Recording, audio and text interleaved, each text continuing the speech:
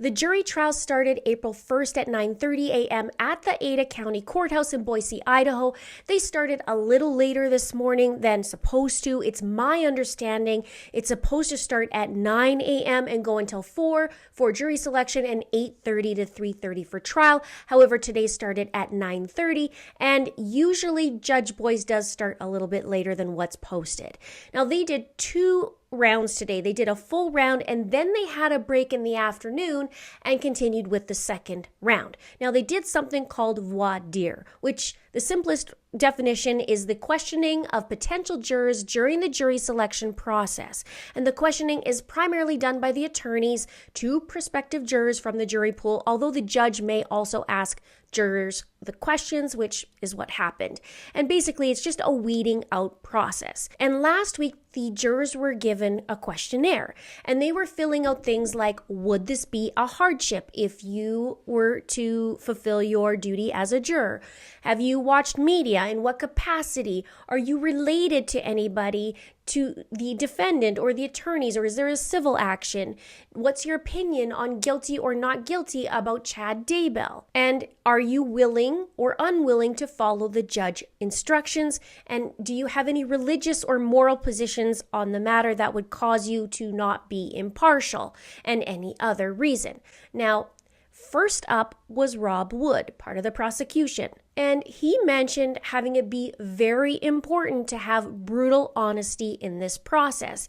He said that this trial deals with the death of 2 minor children and a mother, and the evidence can be hard to look at. And then it was Lindsay Blake, also part of the prosecution, and she gave an analogy and talked about how her kid has a specific recipe he likes that's cheesy eggs and it's certain ingredients and doesn't like to stray from the recipe. And she said the judge is going to outline it just like that in a certain way, and you may question it, but this is the recipe and the instruction that you have to follow.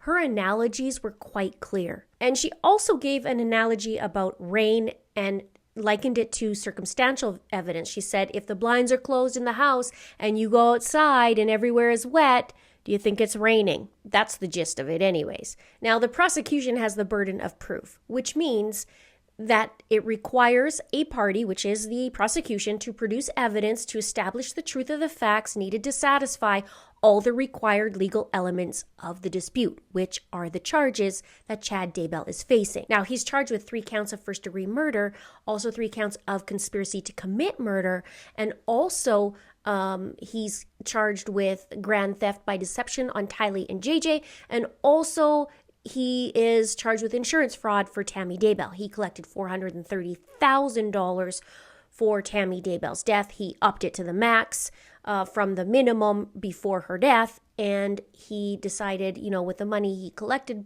to go to Hawaii and live off that with his new wife. After 2 weeks, he married her.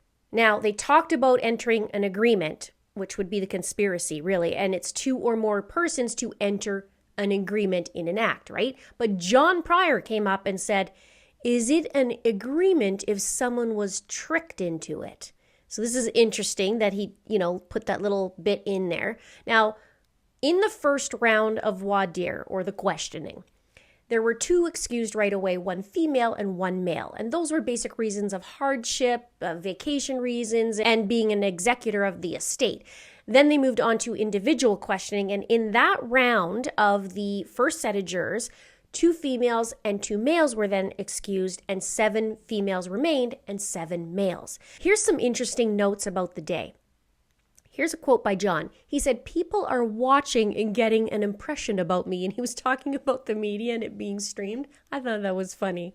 And out of all those jurors, though, 2 stood out to me in round 1. One stood out in how John talked to the juror, in my opinion, and another that was a really interesting angle by John when talking to the potential juror, and one I think he's going to be sprinkling throughout the trial, which is juror 27. Her father is a retired police officer. John went at length about being swayed, and that not just general people could be swayed, but perhaps authorities as well. And he asks, What if they have an agenda in advance? And she answers in saying police officers' role is to investigate facts and report the facts. But he was pushing a little too much and too long about authorities having a bias, again, in my opinion. But Lindsay Blake, right after, from the prosecution, she asked to approach the bench.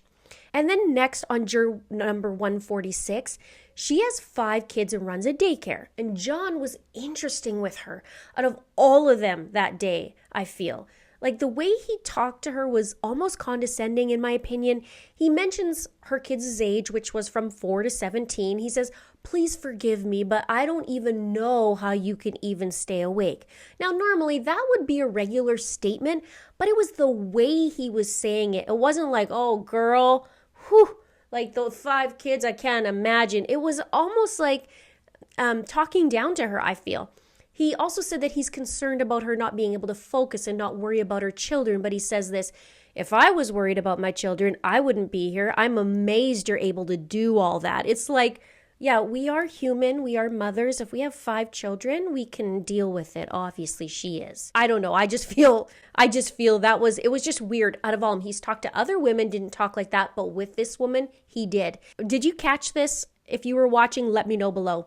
Now, another juror, number 321, who was male, John went at length about his kid being in baseball and how he's going to miss it and these milestones, and talked about emotion and raising a child and how it's a hardship. And you could hear the jurors say, like, "Yeah, I understand that, but I don't call it a hardship." And the judge tells John to basically get to the point. And for some reason, John just wanted this juror gone or something. What do you think? Did you see that? It was oddly lengthy. Lindsay also asked to approach the bench regarding another juror when John was talking about agreements. And she said she feels like John is misstating the law and confusing the elements, which was interesting. And the judge said that he's also concerned that John is going outside the scope. And also, side note, he was taking a long while. The judge basically says, "Move on to another topic." But John answered, and he said, quite frankly, like he usually does, quite frankly, he says, "I should be allowed to ask them how would they interpret an agreement and instructions." But that was John being John. And I mean, the first round literally took 5.5 hours minus lunch. And then the second round was half of that. And it's mostly from John talking. I'm not being biased. It just is. Now, some curious jobs out there that they were talking about. One potential juror had a bachelor's degree in religion and was an interviewer for children. Another one had forensic accounting experience. So that was interesting too. Now, Lindsay objected to John also referring to the prosecution team as these 4 prosecutors.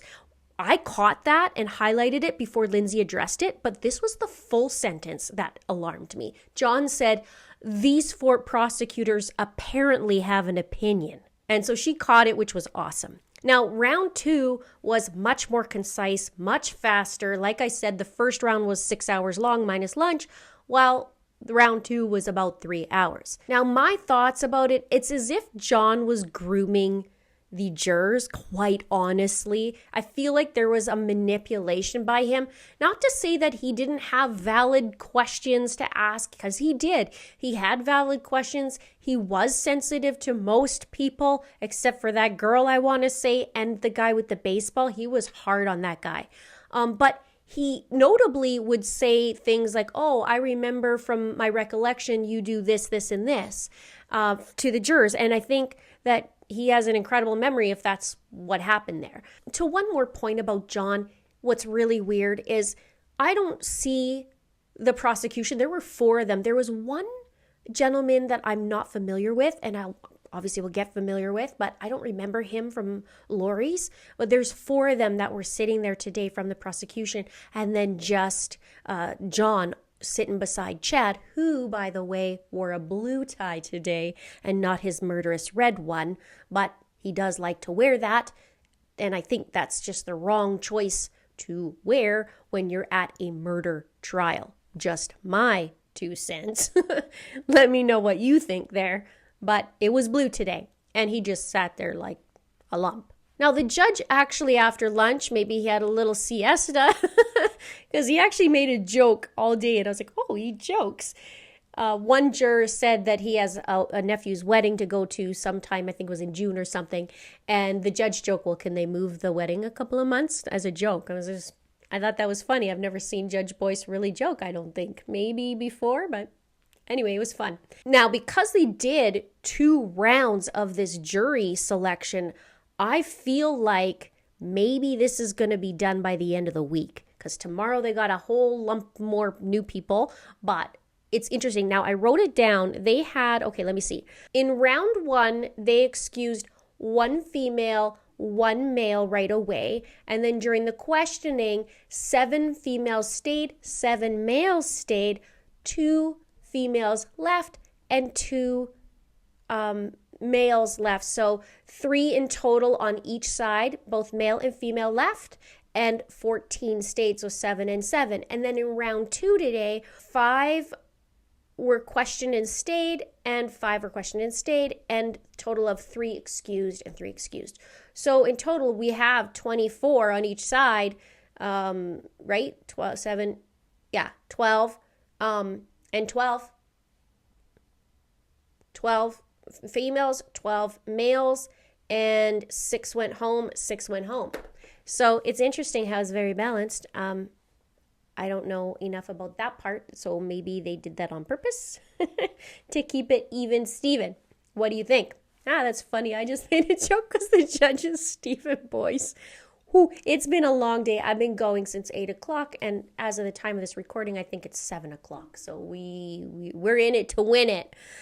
They're starting tomorrow at 9 a.m. So I will be following that. If you haven't seen the video I did yesterday of things you need to know before trial, check that out here. Check it out, the 250 videos that I have on the case up here. Although I might put right here the must view videos in the case, and then down below there's different playlists with Charles Vallow and Melanie Pulowski. How come we haven't seen her get in trouble and all that? So thank you so much for watching. We'll see you on day 2.